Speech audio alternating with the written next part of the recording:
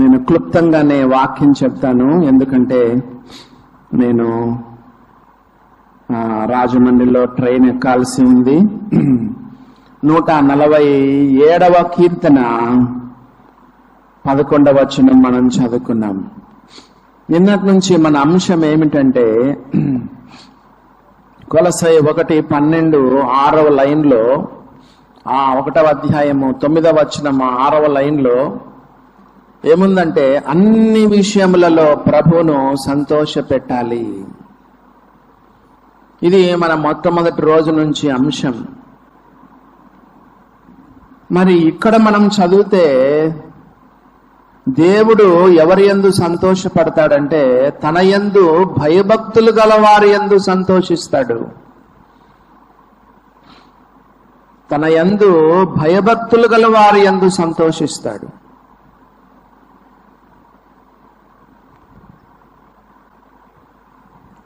దేవుని యందల భయభక్తులు చాలా చాలా ప్రాముఖ్యమైంది.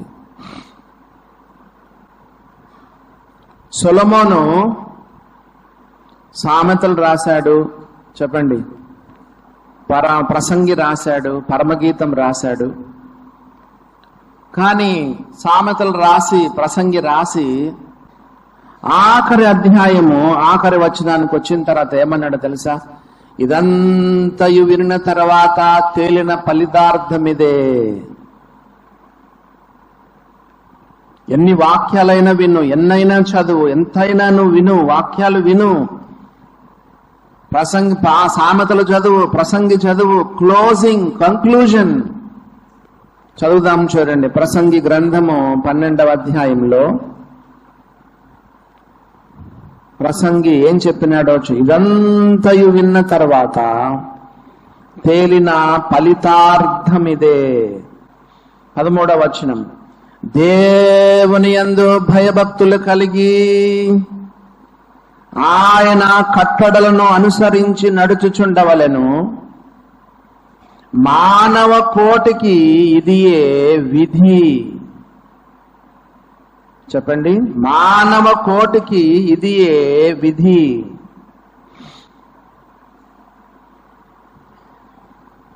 మానవ కర్తవ్యం ఏంటో తెలుసా? దేవునందు భయభక్తులు కలిగి ఉండట. ఎవరైతే తన యందు భయభక్తులు కలిగి ఉంటారో వాళ్ళ విషయంలో దేవుడు ఆనందిస్తాడని వ్రాయబడింది. పొద్దున్న మీకు ఒక విషయం చెప్పాను. యేసు ప్రభు ఆయన దేవుడు, దేవుని కుమారుడు, సృష్టికర్త.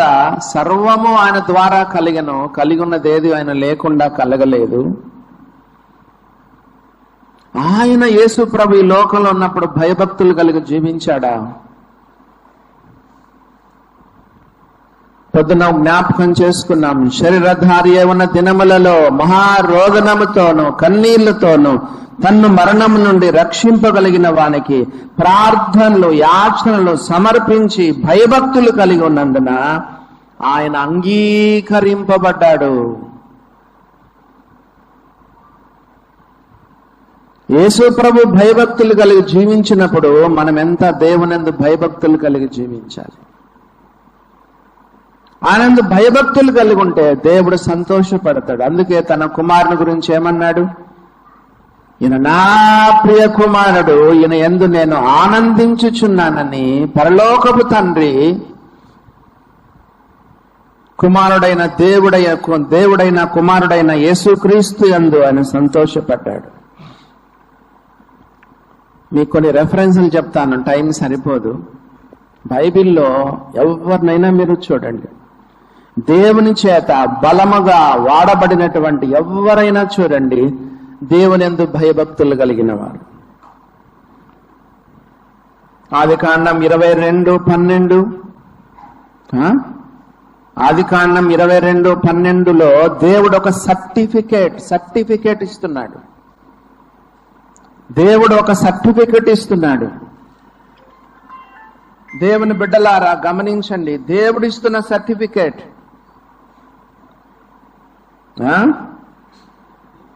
నీకు ఒక్కడై ఉన్న నీ కుమారుని నా ఇకియ వెనుతీయలేదు గనక నువ్వు దేవునికి భయపడువాడవు. అబ్రహామా, నా మాటకు నువ్వు విలువిస్తావు, నా మాటకు విలువిస్తావు. నువ్వు నేను చెప్పిన మాట నువ్వు కాదనవు. Whatever may be the cost, whatever may be the price, ఎంత విలువ చెల్లించాల్సి వచ్చిన ఆఖరికి నీ కుమారుని కూడా నాకు ఇయ్య వెనుతి లేదు. నువ్వు దేవునికి భయపడువాడవు, నువ్వు దేవునికి భయపడువాడవు. ఆయనందు భయభక్తులు గలవారి యందు ఆయన ఆనందిస్తాడు, సంతోషిస్తాడు. ఎంత మంది ఉన్నారంటే బైబిల్లో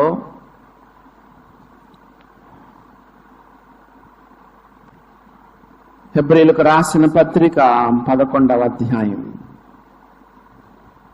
హెబ్రీయులకు రాసిన పత్రిక 11వ అధ్యాయము 7వ వచనం చదువుతున్నాను. చూడండి ఏమని రాయబడిందో. విశ్వాసమును బట్టి నోహు అది వరకు చూడని సంగతులను గూర్చి దేవుని చేత హెచ్చరింపబడి భయభక్తులు గలవాడై, భయభక్తులు కలిగిన వాడై.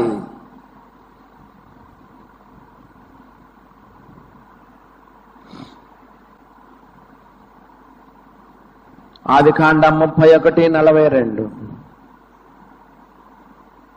ఆదికాండము 31వ అధ్యాయము 42వ వచనం.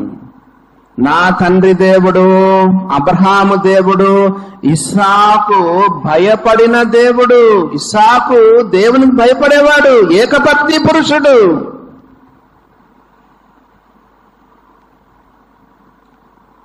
కొత్త నిమ్మను ఒప్పుకుంటుందా బహుభార్యాత్వము?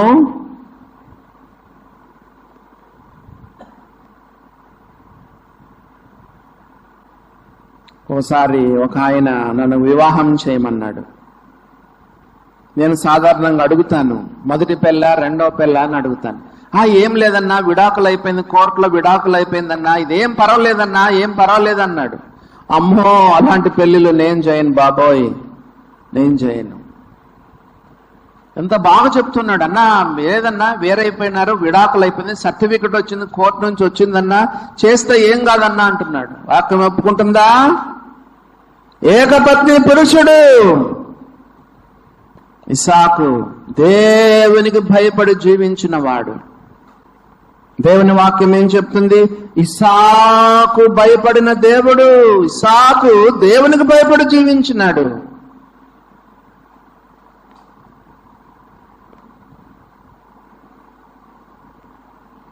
నిర్గమకాండము 3వ అధ్యాయము 6వ వచనం చదువుతున్నాను. నిర్గమకాండము 3వ అధ్యాయము 6వ వచనం చదువుతున్నాను. చూడండి, నిర్గమకాండము 3వ అధ్యాయము 6వ వచనం చదువుతున్నాను. మరియు ఆయన, నేను నీ తండ్రి దేవుడను, అబ్రహాము దేవుడను, ఇస్సాకు దేవుడను, యాకోబు దేవుడను చెప్పగా, మోషే తన ముఖమును కప్పుకొని దేవుని వైపు చూడవెరచను. ఇంగ్లీష్ బైబిల్లో దేవునికి భయపడనన్న మాట రాయబడి ఉంటుందండి. దేవునికి భయపడ్డాడు మోషే.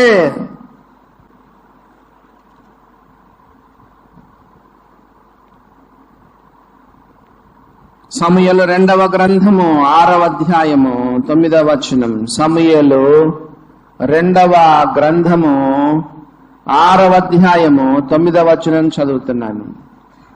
సమూయేలు 2వ గ్రంథము 6వ అధ్యాయము 9వ వచనం చదువుతున్నాను. ఆ దినమున యెహోవా మందసము నా యొద్ద ఎలాగుండుననుకొని దావీదు యెహోవాకు భయపడి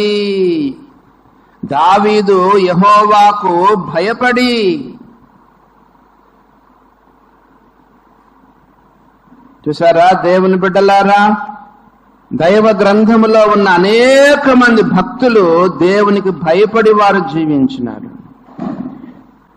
ఒకవేళ 119వ కీర్తన దావీదు రాసుంటే 119, 120లో నీ భయము వలన నా శరీరము వణకుచున్నది. నీ భయము వలన నా శరీరము వణకుచున్నది. నెహెమ్యా గ్రంథము 5వ అధ్యాయము 15వ వచనం. నెహెమ్యా గ్రంథము 5వ అధ్యాయము 15వ వచనం చూడండి. అయితే నాకు ముందుగా ఉండిన అధికారులు జనుల యొద్ద నుండి ఆహారమును ద్రాక్షారసమును 40 తులముల వెండిని తీసుకొనుచు వచ్చిరి. వారి పనివారు సహా జనుల మీద భారం మోపుచు వచ్చిరి. అయితే దేవుని భయము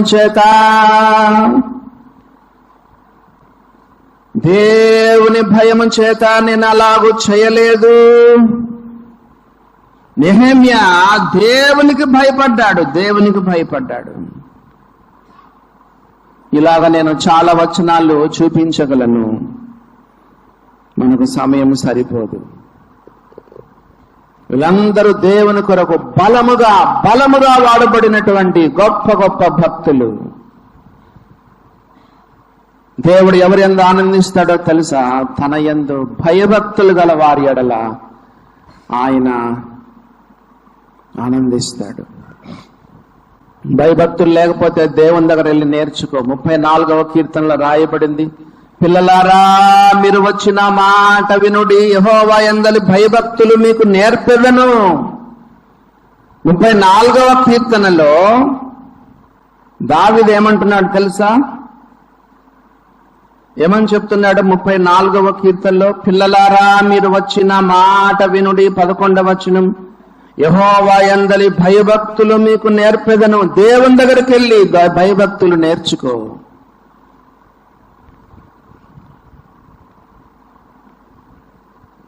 దేవుని ఎలా మనం సంతోష పెట్టగలం? క్షణక్షణము దైవ భయం కలిగి జీవించు.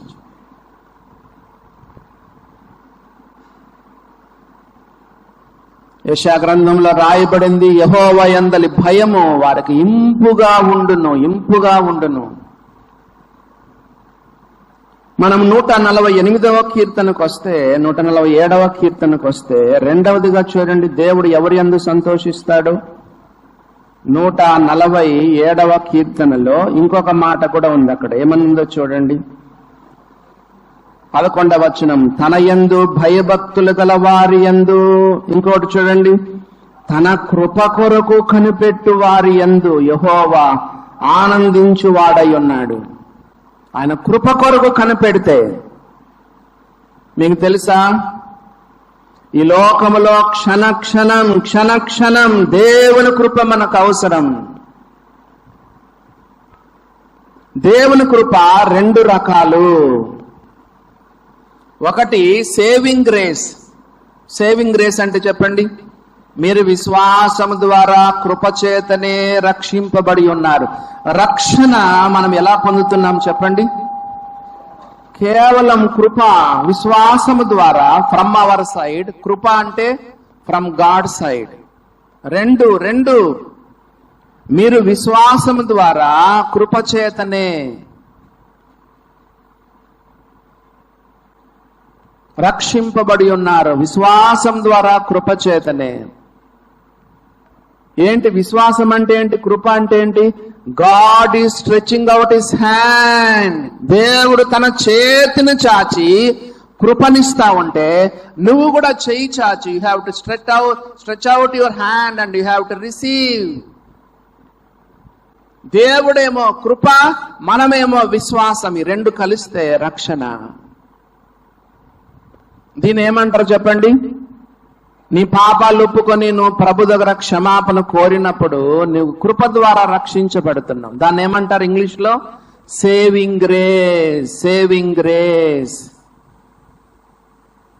ఇంకోటి ఏంటో తెలుసా? సస్టైనింగ్ గ్రేస్ అంటే చెప్పండి, ఈ లోకంలో నువ్వు సస్టైన్ కావాలంటే క్షణక్షణం నీకు దేవుని కృప అవసరం. ఆయన కృప కొరకు ఎవరైతే కనిపెట్టుకుని ఉంటారో వారు విషయంలో దేవుడు ఎంతో సంతోషిస్తాడంట. సస్టైనింగ్ గ్రేస్ అంటే మీకు ఒక చిన్న ఉదాహరణ చెప్తాను. పౌలుకు ఒక ఏమొచ్చింది చెప్పండి? ముళ్ళు సాతాను యొక్క దూతగా ఉంచబడెను.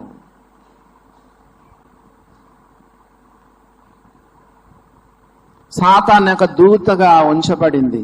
ముళ్ళు వేడుకున్నాడు, ముమ్మారు వేడుకున్నాడు, ఎన్నోసార్లు ప్రార్థన చేశాడు.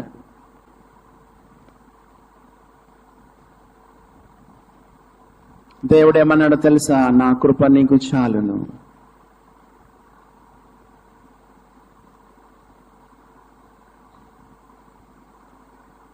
ఇది కూడా నేను అనుభవించి చెప్తున్నాను. మా ఇంట్లో మేము ఉండేదే 3 కదండి. ఎట్లా వచ్చిందో తెలియదండి. మా భార్య యొక్క 2 కిడ్నీస్ ఎట్లా పడిపోయినా, ఎట్లా చెడిపోయినా ఏమో తెలియదు. అంతా ఏనాడు తను టాబ్లెట్ వేసుకుంది లేదు, జ్వరంతో ఉన్నింది లేదు, అనారోగ్యమైంది లేదు, పడకలో ఉన్నది లేదు. సడన్ గా ఆకలి చచ్చిపోయింది. అన్ని డాక్టర్ల దగ్గరికి తిప్పితే ఆఖరికి 2 కిడ్నీలు చెడిపోయినాయని చెప్పినారు. వెంటనే డయాలిసిస్కి వెళ్ళిపోయినా. 3.5 సంవత్సరాలు డయాలిసిస్ లో ఉన్నింది. కరోనా అటాక్ అయింది. మేమిద్దరము ఒకే ఐసీయూలో ఎదురుబదురుగా ఉండేవారం. ఇద్దరు ప్రాణాపాయ స్థితిలోనే ఉన్నాం. మేము పెద్దగా మాట్లాడుకుంది ఏమీ లేదు. ఆ తర్వాత కొద్ది రోజులకి నా పక్కనేసినారు. నా పక్కనేసిన 1-2 రోజులకి ఆమె ఆరోగ్యం క్షీణిస్తే ఆమెను పైకి తీసుకెళ్లారు. పైన ఐసీయూలో పెద్ద ఐసీయూకి తీసుకెళ్లారు. ఏమి ఆఖరి మాటలు లేవు, ఆఖరి ఇదేమి లేదు. వెళ్ళేటప్పుడు మాత్రం నేను ప్రేయర్ చేసి పంపించినాను. మరణం యొక్కయు పాతాళ లోకం యొక్కయు తాళపు చెవులు దేవుని స్వాధీనంలో ఉన్నాయి, భయపడద్దు అని వీపు తట్టి, నాకు అనారోగ్యం ఉన్నా నేను ఆమెను వీపు తట్టి ప్రార్థన చేసి పంపించినాను. అదే ఆఖరి చూపు నాకు. 2 రోజుల తర్వాత దైవ సన్నిధికి వెళ్ళిపోయింది. మేముండేదే 3 అయితే ఒకరు వెళ్ళిపోయినారు దైవ సన్నిధి. నేను ఎందుకు చెప్తున్నానంటే, దేవుని కృప క్షణక్షణం మేము ఏడవని రోజంటూ ఉండదు, మేము గుర్తు చేసుకుని రోజంతూ ఉండదు. మా కుమార్తె ఇప్పుడు ఒంటరిగా ఇంట్లో ఉంటుంది. దేవుడు క్షణక్షణము దేవుడు తన కృపను మాకు ఇస్తున్నాడు. ఆయన పరిపూర్ణతలో నుండి కృప వెంబడి కృప, grace after grace, grace after grace. మన దేవునికి ఒక పేరేంటో తెలుసా? ఆయన సర్వ కృపానిధి యగు దేవుడు, గాడ్ ఆఫ్ ఆల్ గ్రేస్. దేవుని బిడ్డలారా, కొన్నిసార్లు మన ప్రార్థన వినకపోవచ్చు, మనల్ని దేవుడు స్వస్థపరచకపోవచ్చు, మనం అనుకున్నది దేవుడు మనకు చేయకపోవచ్చు, ముళ్ళును తీసివేయకపోవచ్చు. ఆ ముళ్ళును అట్లే పెడతాడు, కానీ ఆ ముళ్ళును భరించడానికి శక్తిని దేవుడు ఇస్తాడు. బలహీనత యందు నా శక్తి పరిపూర్ణమగుచున్నది, నా కృప నీకు చాలును.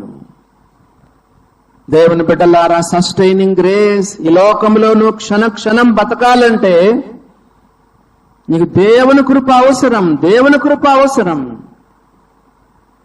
కనిపెడుతున్నావా ఆయన కృప కొరకు? దేవా నీ కృప నాకు దయచేయ్యా. చదువుతున్నారు కొంతమంది, ఉద్యోగాలు చేస్తున్నారు, సంసారాలు చేస్తున్నారు, సేవ చేస్తున్నారు, వ్యాపారం చేస్తున్నారు.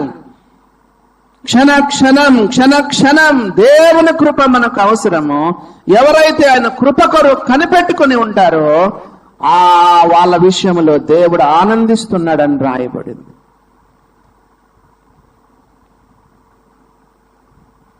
కొన్నిసార్లు భయంకరమైన కష్టాలు మనకు వస్తాయి. ఎవరికి వస్తాయంటే నమ్ముకున్న వాళ్ళకే వస్తాయి.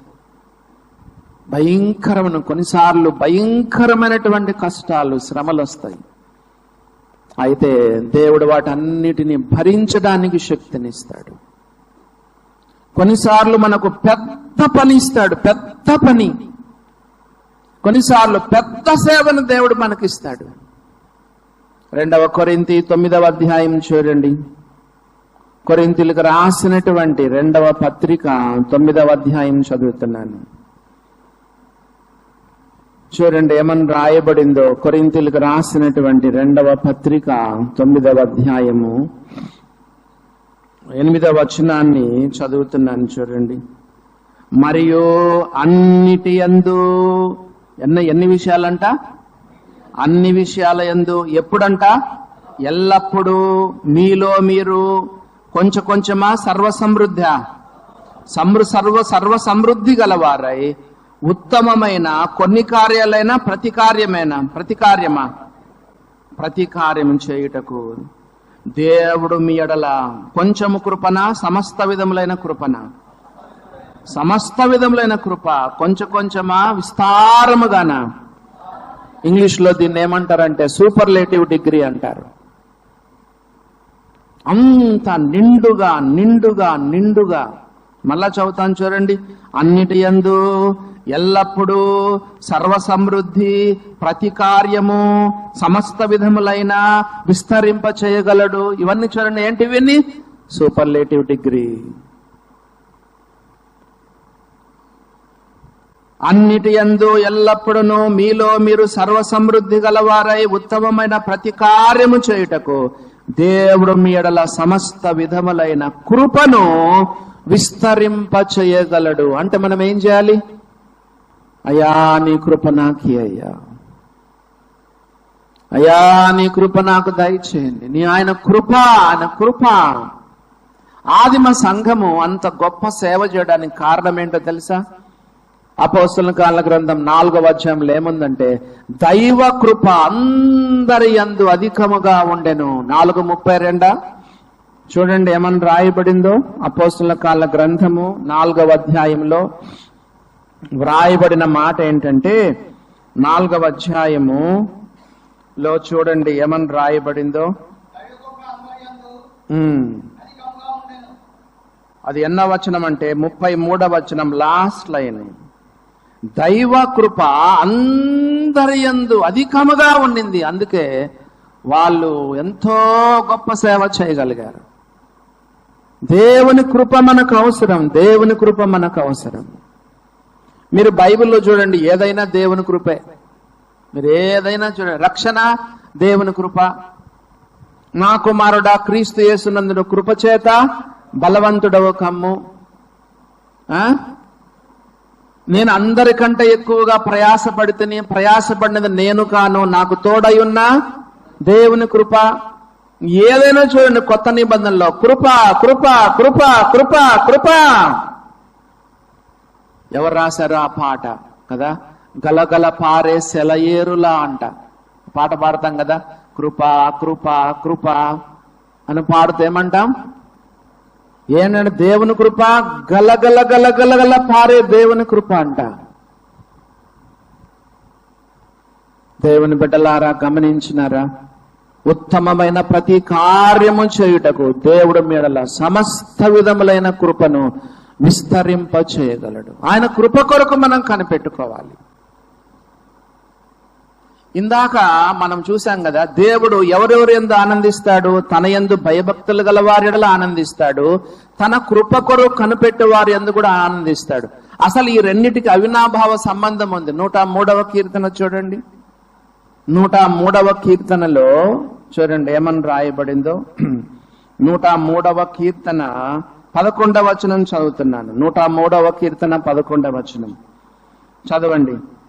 భూమి కంటే ఆకాశము ఎంత ఉన్నతముగా ఉన్నదో, భూమి కంటే ఆకాశము ఎంత ఉన్నతం. ఎవరైనా కనిపెట్టగలరా? బైబిల్లో ఉంది ఆకాశ మహాకాశాలంట.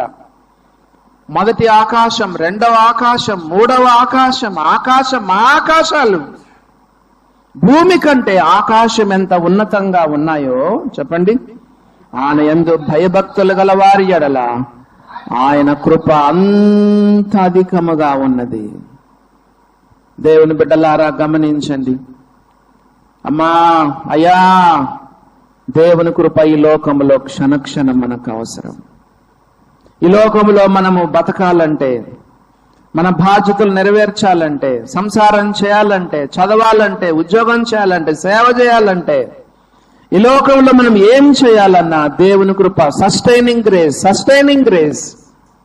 సేవింగ్ గ్రేస్ పొందుకున్నాం, రక్షణ పొందినప్పుడు దేవుని కృప ద్వారా రక్షణ పొందాము. కానీ విశ్వాస జీవితంలో ముందుకు సాగాలంటే, పరిశుద్ధ జీవితంలో ముందుకు కొనసాగాలంటే చెప్పండి, ఆయన కృప మనకెంత అవసరం.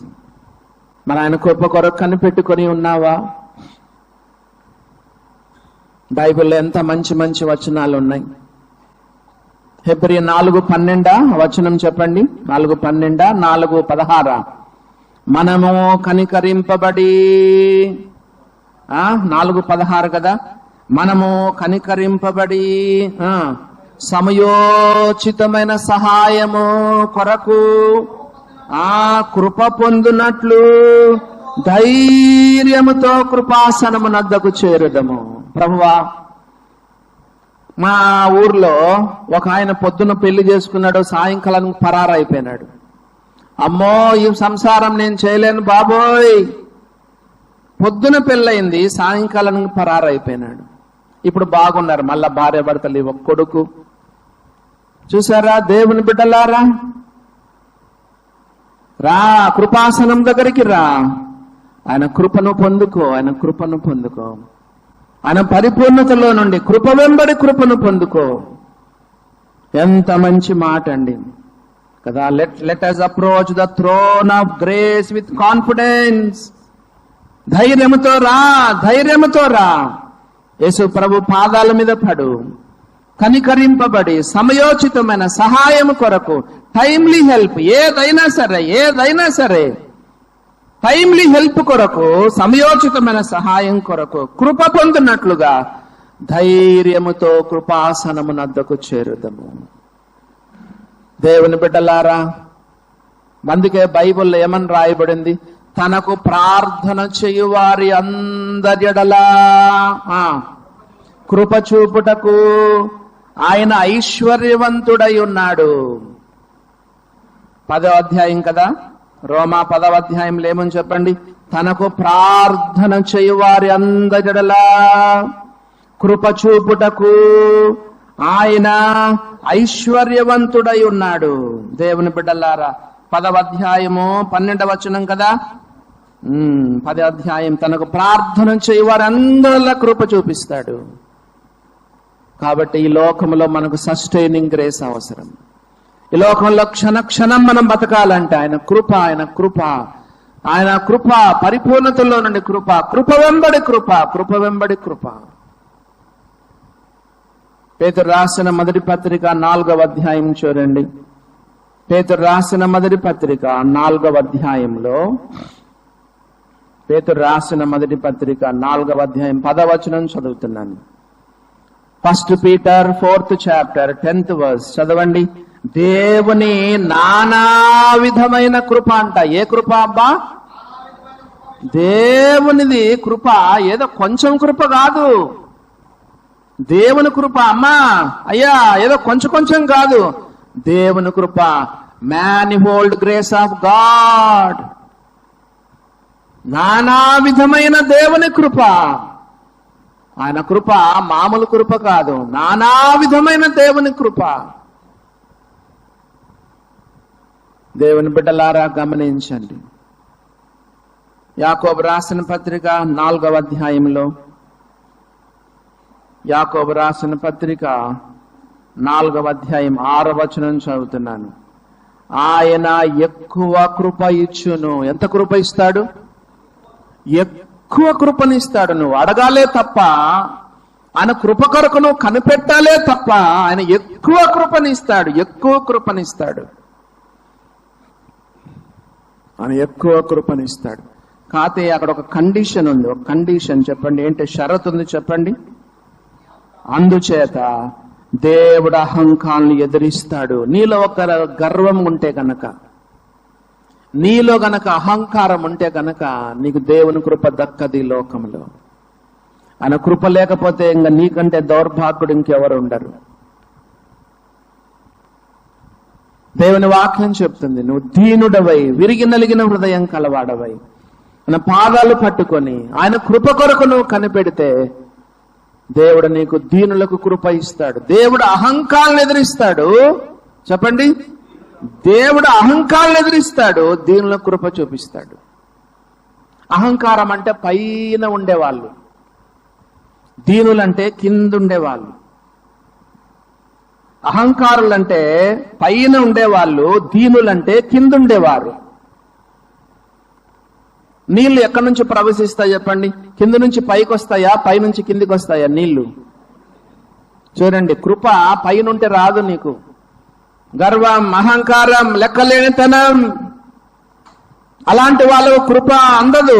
కిందుంటే దేవుని కృప పై నుండి కింది వరకు, కిందికి నీళ్లు కింద నుంచి పైకి పోవు, పైనుంచి కిందికి వస్తాయి. నువ్వు ఎత్తైన స్థలంలో ఉంటే నీకు నీళ్ళు ఎక్కడొస్తాయి? దీనత్వం, తగ్గింపు, విరిగి నలిగిన హృదయం, నలిగిన జీవితం, పగిలిన హృదయం, తగ్గింపు, దీనత్వం ఉంటే దేవుని కృప అపారంగా నీపై ఎందుకు వస్తుంది. చూసారా దేవుని బిడ్డల 2 సంగతులు మనం విన్నాం. దేవుని యొక్క కృప కదా, లేదా దేవుడు ఎవరి యందు ఆనందిస్తాడంటే, నంబర్ 1, ఆయన ఎందు భయభక్తులు గల వారి యందు ఆయన సంతోషిస్తాడు, ఆనందిస్తాడు. రెండవదిగా ఆయన కృప కొరకు కనిపెట్టే వారి యందు ఆయన ఆనందిస్తాడు, సంతోషిస్తాడు. మరొక విషయం చదువుకొని మనము ముగించుకుందాం. చూడండి, సామెతల గ్రంథం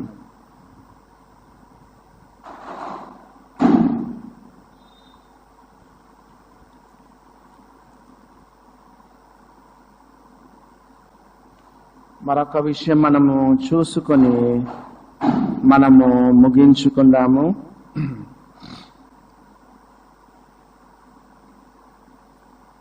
సామెతల గ్రంథము 15వ అధ్యాయము 8వ వచనాన్ని చదువుతున్నాను. లాస్ట్ లైన్ చదవండి. 8వ వచనం లాస్ట్ లైను, యథార్థవంతుల ప్రార్థన ఆయనకు ఆనందం. ఏంటి యథార్థవంతుల ప్రార్థన? చూసి దేవుడు సంతోషిస్తాడు, ఆనందిస్తాడు. యథార్థవంతుల ప్రార్థన అంటే చెప్పమంటారా? ఇంట్లో అసలు ప్రార్థనే చేసుకోడు, చర్చికొచ్చి దీర్ఘ ప్రార్థనలు చేస్తాడు. చూసుకో ఎప్పుడైనా గుర్తుపెట్టుకోండి, చర్చిలో క్లుప్తంగా చేస్తున్నారంటే అర్థం ఏంటో తెలుసా? ఇంట్లో వాళ్ళు ఎక్కువసేపు ప్రార్థన చేస్తున్నారు. చర్చిలో ఎక్కువసేపు ప్రార్థన చేస్తున్నారంటే ఇంట్లో తక్కువసేపు ప్రార్థిస్తున్నారు. ఆరాధన ఎంత బాగా చేస్తావు? కీర్తన గ్రంథంలోని మాటలు, పరమగీతంలో గ్రంథంలోని మాటలు పెట్టి అబ్బా ఎంత బాగా దేవుని ఆరాధిస్తావు. ఇంట్లో అసలు మోకరించేదే ఉండదు, అసలు నీకు ప్రార్థనే లేదు. యథార్థవంతులకు ఆపోజిట్ ఏంటంటే వేషధారులు.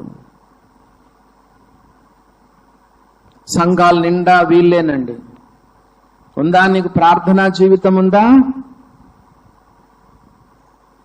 యథార్థవంతుల ప్రార్థన ఆయనకు ఆనందకరము. ఒక దేవుని బిడ్డ గదిలోనికి వెళ్ళి మోకరించి ప్రార్థన చేస్తుంటే దేవుడు ఎంత సంతోషపడతాడు.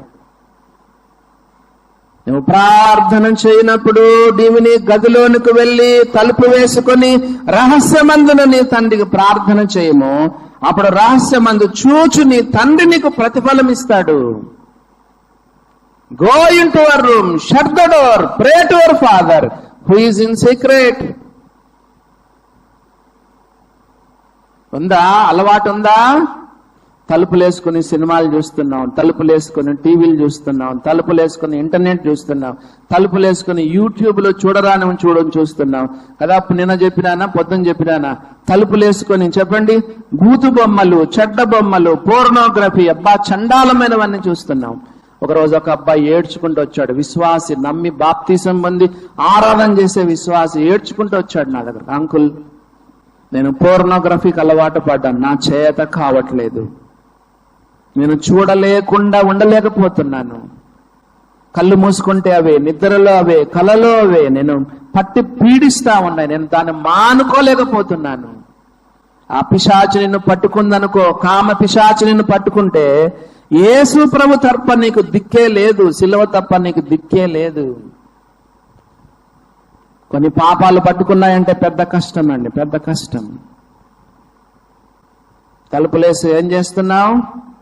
దేవుని వాక్యం చెప్తుంది, తలుపేసుకొని ప్రార్థన చేయి, మోకరించు. మూలకు వెళ్ళి మోకరించి మొరపెట్టు. మూలకు వెళ్ళి మోకరించి మొరపెట్టు. మాకు హైదరాబాద్లో పట్టణాల్లో ఏకాంత స్థలాలు ఉండవు. వెళ్ళు, మెదిమిదికెళ్ళు, కొండలకెళ్ళు, దూర ప్రాంతాలకెళ్ళు, పొలాలకెళ్ళు, మోకరించి ప్రార్థనలో గడుపు. దేవుని బిడ్డలారా, యథార్థవంతుల ప్రార్థనకు ఆనందకరము.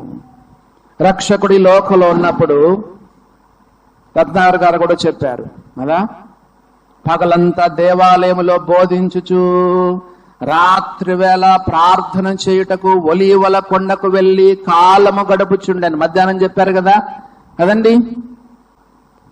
యేసు ప్రభు లోకంలో ఉన్నప్పుడు ఎంతగానో ప్రార్థనలో గడిపాడు.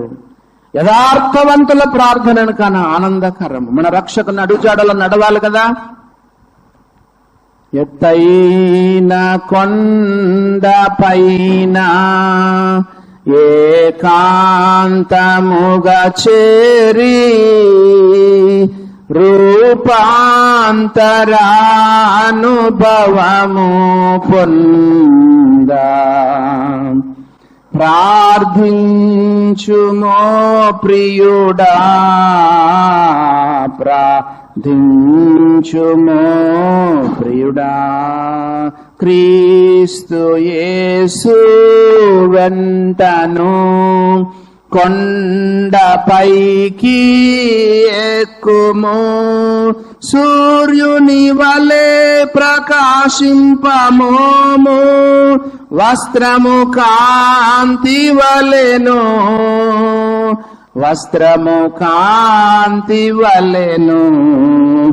ఎత్తైన కొండ పైన ఏకాంతముగా చేరి రూపాంతరానుభవము పొందా ప్రార్థించుమో ప్రియుడా, ప్రార్థించుమో ప్రియుడా. చూసారా ఏ భక్తుడు రాసినాడు? ఎక్కుతున్నావా? ప్రార్థనా కొండ ఎక్కుతున్నావా? యథార్థవంతుల ప్రార్థన నాకు ఆనందకరము. ఇక్కడ వచ్చి ఆరాధన చేస్తావు, ఇంట్లో ఆరాధన లేదు, స్తుతి లేదు, ధూపము లేదు, ప్రార్థన లేదు.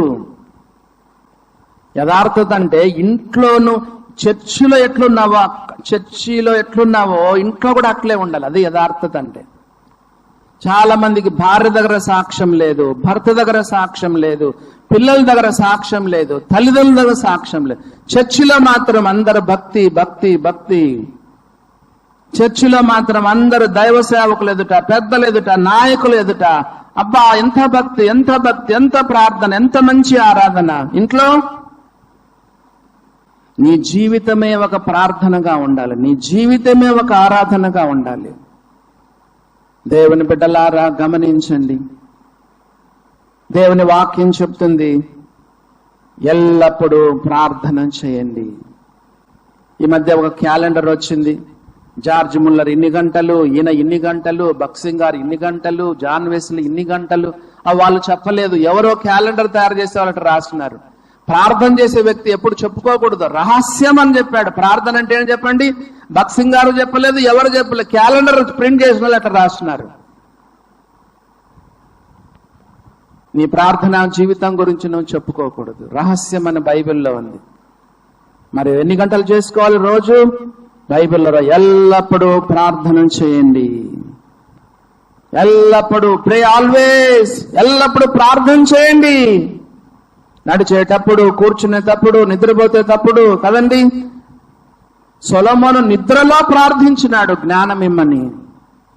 డ్రైవింగ్ చేసేటప్పుడు, నడిచేటప్పుడు, కాలేజీకి వెళ్ళేటప్పుడు, ఉద్యోగానికి వెళ్ళేటప్పుడు, వంట చేసేటప్పుడు, ఊడ్చేటప్పుడు, బట్టలు ఉతికేటప్పుడు, ప్రసంగం చేసేటప్పుడు, ప్రసంగం చేస్తూ నువ్వు దేవునికి ప్రార్థన చేయొచ్చు. రాజుకు గిన్నె అందిస్తున్నాడు నెహెమ్యా, ప్రార్థన చేస్తా ఉన్నాడు. దేవుని బిడ్డలారా గమనించినారా? నువ్వు ప్రార్థన చేస్తే, యథార్థంగా ప్రార్థన చేస్తే యథార్థముగా నువ్వు ప్రార్థన చేస్తే అబ్బా దేవుడు ఎంత సంతోషపడతాడు కదా. నీ గదిలోనికి వెళ్ళి తలుపు వేసుకొని ప్రార్థన చేస్తా ఉంటే దేవుడు ఎంత సంతోషపడతాడు. ఉందా దేవుని బిడ్డలారా? పరలోకానికి వెళ్ళిన తర్వాత చాలా మంది విశ్వాసులు రిగ్రెట్ అవుతారంట. అయ్యో, భూలోకంలో ఉన్నప్పుడు ఇంకా నేను ప్రార్థించుంటే ఎంత బాగుండేదే. పరలోకంలో ప్రార్థన ఉండదు, ఓన్లీ స్తుతి, ఆరాధన, ప్రభు ముఖదర్శనం. పరలోకంలో ప్రార్థన ఉండదు. దేవుని బిడ్డలారా, ప్రార్థనా యోధులుగా మనం ఉందాం, ప్రేయర్ వారియర్స్ గా మనం ఉందాం, ప్రార్థనా పరులుగా మనం ఉందాం, men of prayer, women of prayer.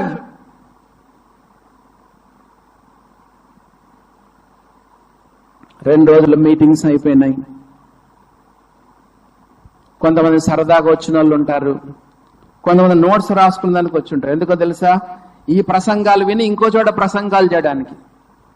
లోపలికి ఏం తీసుకోరు, రాసుకోవడం మంచిదే. నేను కూడా రాసుకుంటాను, నోట్స్ రాసుకుంటాను. ఎందుకో తెలుసా? ప్రసంగాలు ఇంకో చోట చెప్పడానికి. విన్నవాళ్ళు రెండు రకాలు. యేసు ప్రభు మాటలను సీరియస్ గా తీసుకొని లోతుగా తవ్వి, బండను లోతుగా తవ్వి, పునాది కదా ఆ యొక్క మొరమొచ్చేంత వరకు తవ్వి పునాదేసి ఇల్లు కట్టినాడు. దేవుని మాటలను, యేసు ప్రభు మాటలను సీరియస్ గా తీసుకున్న వ్యక్తి అలా చేశాడు. రెండో వ్యక్తి ఏం చేశాడు తెలుసా? యేసు ప్రభు మాటలను సీరియస్ గా తీసుకోలే. వీళ్ళంతా ఇట్లే చెప్తారు బోధకులు, తవ్వడం ఎందుకు, పునాది వేయడం ఎందుకు, ఖర్చు ఎందుకు, నేల బాగానే ఉంది కన్నా నేలపైన కట్టేసినాడు. దారిన పోయే వాళ్ళందరూ ఈ ఇల్లే బాగుందన్నారు. పెయింట్లు వేసాడు కదండి, ఇంటీరియర్స్ పెట్టాడు, జిగేల్మెంట్ లైట్లు పెట్టాడు, అంతా బాగుంది. ఈ ఇంటి కంటే ఆ ఇల్లే బాగుంది. వాన కురిసెను, వరదలు వచ్చెను, గాలి విసిరా ఇంటి మీద కొట్టెను. ఇక్కడున్నది కూలబడిపోయింది, ఇక్కడున్నది నిలబడిపోయింది. ఈ 2 రోజుల మీటింగ్ సీరియస్ గా తీసుకుంటావా, లైట్ గా తీసుకుంటావా? వాక్యాలు విన్నావు కదా, నువ్వు లైట్ గా తీసుకుంటే నీ ఆత్మీయ జీవితం కుప్ప కూలిపోతుంది, కొలాప్స్ అయిపోతావు. దేవుని మాటలను సీరియస్ గా తీసుకోండి. విన్న వాక్యాలు అన్ని విషయంలో ప్రభును సంతోషపెట్టునట్లు, అన్ని విషయంలో ప్రభును సంతోషపెట్టునట్లు నీ జీవిత ధ్యేయం, నీ ఆశయం, నీ యొక్క డీపెస్ట్ డిజైర్, నీ ప్యాషన్, నేను దేవుని at any cost I want to please the lord. దేవుని సంతోషపరచాలి, దేవుని సంతోషపడాలి. దేవునితో చెప్పు, ప్రభువా నేను నష్టపోయినా పర్వాలేదు, తాడో పేడైనా పర్వాలేదు కదా.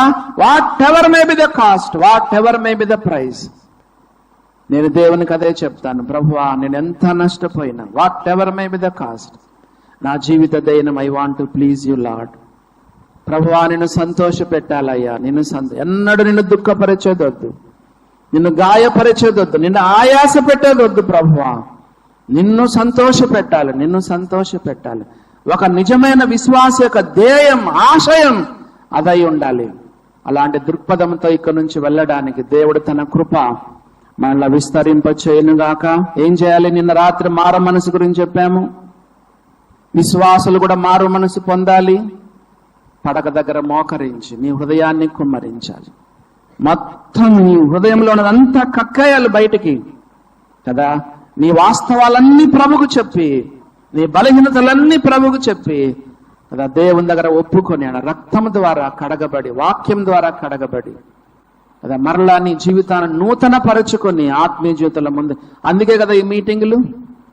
వచ్చాము, విన్నాము, ఈ అన్న బాగా చెప్పాడు, ఆ అన్న బాగా చెప్పాడు, ఈయన ఇట్లా చెప్పినాడు, ఆ అన్న అట్లా చెప్పినాడు, భోజనాలు బాగున్నాయి కదా, వెళ్ళిపోతే ఏం ప్రయోజనం. చాలా సీరియస్ గా తీసుకోండి. అన్ని విషయాల్లో ప్రభువును మనం సంతోష పెడదాం. అలా ఉండడానికి దేవుడు మనకు సహాయం చేయను. చిన్న ప్రార్థన చేస్తాను. పరలోకమందున్న మా తండ్రి, నీ కుమారుడైన యేసుక్రీస్తును పంపి ఆయన శిలువ బలియాగ మరణ పునరుత్థానాల రక్షించుకున్న ప్రభువు నీకు వందనాలు. ఈ యొక్క ప్రభువా మరి సాయంకాల సమయంలో మీరు ఇచ్చిన వర్తమానం కొరకు నీకు వందనాలు. చేయబడిన సేవను మీరు దీవించండి. ప్రభునందు మీ ప్రయాసం వ్యర్థం కాదన్నారు. ఈ సంఘాన్ని కొండ మీద ఉన్న పట్టణంగా, దీపస్తంభన దీపంగా చేయండి. ఈ గ్రామానికి, ఈ దేశాన్ని, ఈ యొక్క జిల్లాకు, చుట్టుపక్కల ప్రాంతాలకు, తెలుగు రాష్ట్రాలకు, నార్త్ ఇండియాకు, ప్రపంచానికి ఆశీర్వాదకరంగా వాడుకోనండి. ప్రభువా నాయనా, నూతన ఆత్మలను చేర్చండి అయ్యా, సహాయపడండి.